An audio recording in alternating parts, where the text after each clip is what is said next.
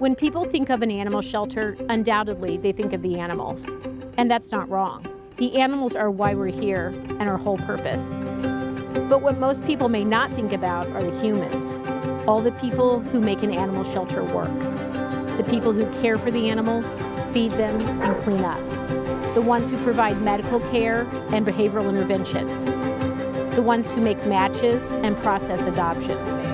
Who work with owners in crisis and people bringing in strays. Who handle operations, communications, and running the business side of things. The Lawrence Humane Society is so lucky to have the very best.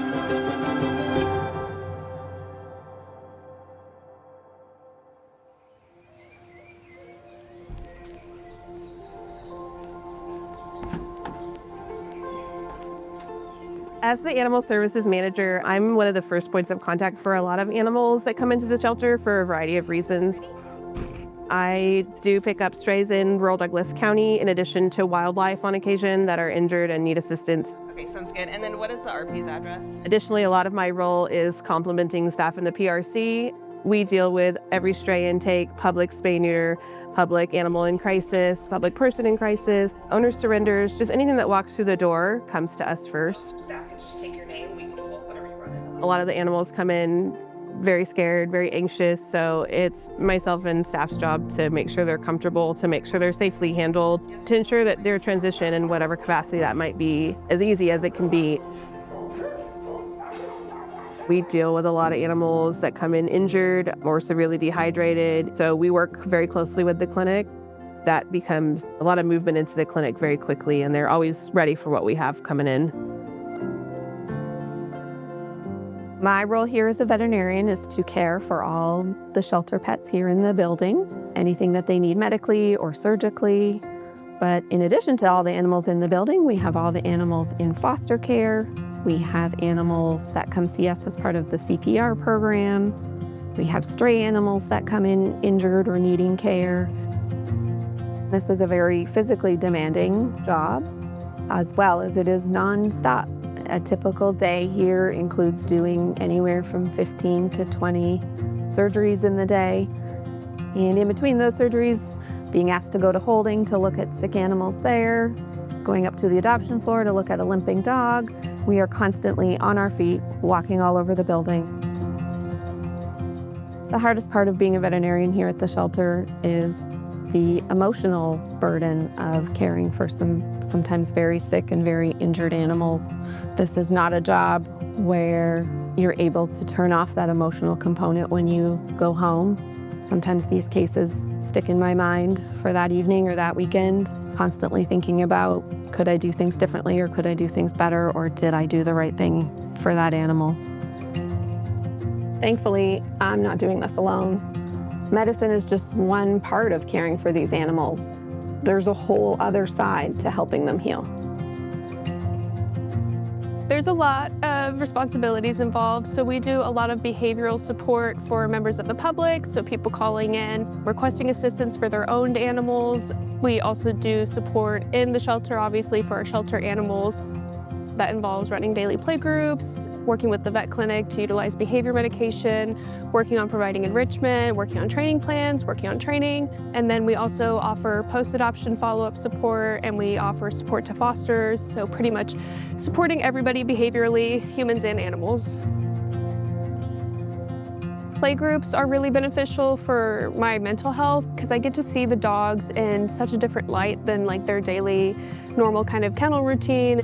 They just turn into such a different dog, and it really boosts my morale being out in play groups, especially whenever we get the really long stay animals out or find foster placement or something that kind of makes it all worth it. My main goal really comes down to I am here to get these animals ready for adoption, to be able to move to the adoption floor, and to be able to safely be shown and meet new people, and eventually hopefully go out and be adopted. I am a customer care associate, so I spend the larger portion of my day matchmaking animals into their new homes, finding an animal that will fit them and their lifestyle, and kind of just telling them all about the animals that we have.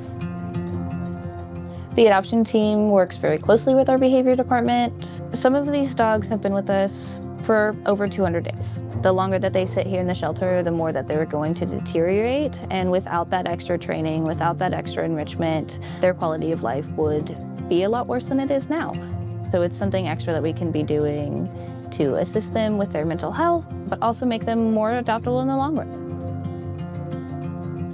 I feel like we bring a lot to the community, from vet resources, animal care for people who are struggling. We bring a lot of behavior knowledge and help our public if they are struggling in a behavior sense so that they don't have to surrender their animal for us. We also obviously send out wonderful animals. We have a lot of animals who come through our door every year, and my role is to ensure that those animals get seen. We have a lot of different channels to do so, through social media and through our weekly Wet Nose News email, on different newspapers. Utilizing those channels and showcasing all of these animals is a way for us to broaden our community engagement. It allows for you to be able to see all the animals that come through our doors in lots of different settings. And it also allows us to get more fosters, more adopters, more folks who are part of our animal loving community. Not only do we have to promote all of our animals, we also have a lot of events to fundraise and help us take care of the animals here. So lots of storytelling, lots of content to manage, and how do we put that out to the public and let them know what's going on and find animals homes as well.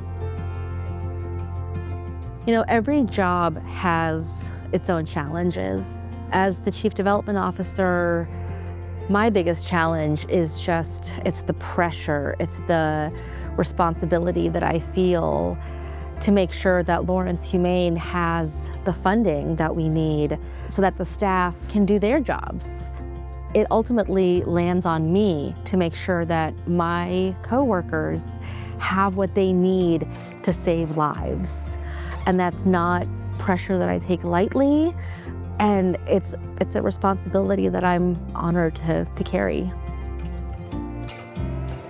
We're not just helping animals, and we're not just helping individual households or individual pet owners. We're inspiring community building. People come together over their love of animals. It's the core of community. It is this pure connection over these incredible little beasts. The ability to know that because I have done a good job, my colleagues have been able to do their jobs and to do them well, and that there are so many animals who are now loved and cherished. That is a feeling that no other job can provide.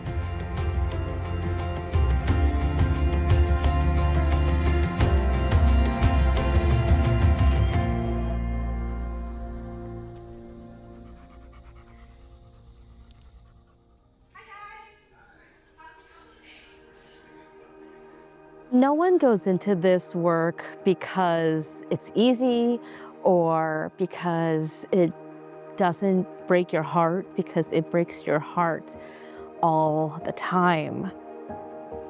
Everyone goes into this work because they care. And the folks that I work with, all these people, they give every single bit of their souls to this job. Every single person who works here has adopted. A good amount of them foster. They advocate, they post on social media, they try to help members of the community. And I just want to make sure that they can keep doing this and we can keep saving lives together as long as possible. When I'm handing someone a bag of food that they drove across town to get, that they actually need very badly, like, that's important. I get a lot of surprise hugs and they're always welcome. You know, I understand that people are just trying their best to express their gratitude, and it reminds me that this is why we do what we do. There's people and pets involved, and we're happy to be a small part of that and to keep those people and pets together. When an animal sits for months and months, despite you doing everything in your power that you can do, it's really tough. And the day that they finally do get adopted is like such an exciting feeling, and just knowing that finally, maybe someone saw something, even if it was for a couple of months ago, is just, yeah, that just feels really good. I just am so proud every day of the hard work that I see each and every one of my coworkers doing, and no position is less hard than the other. Like, each position has their own really difficult parts to get through. These are all superheroes that work here. I sometimes think about just the journey of one individual animal, from the time that they are intaken by the intake team to coming in the clinic and getting their medical and surgical needs met, to then being taken care of and fed and walked by the care and enrichment team. Their behavior needs are assessed by the behavior team, and then they go to the adoption floor, where the adoption team continues their care and finds them the perfect family. There's not a single animal that comes in here that doesn't get multiple people caring and loving for them. And to me, that's the definition of it takes a village.